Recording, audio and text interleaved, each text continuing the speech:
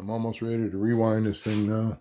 It's a stator out of a Miller 225.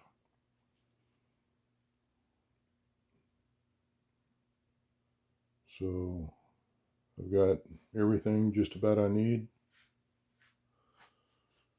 I've got the insulating paper, the wire,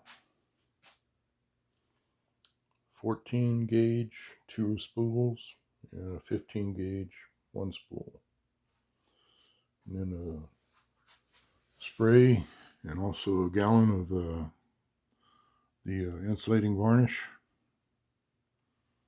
And I made this tool to tuck the wire in without damaging it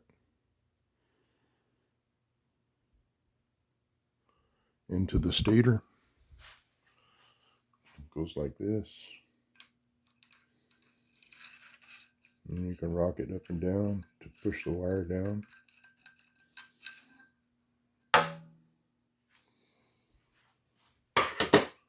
And then I made this. I've got a machine coming for it, manually operated. So this will mount to it.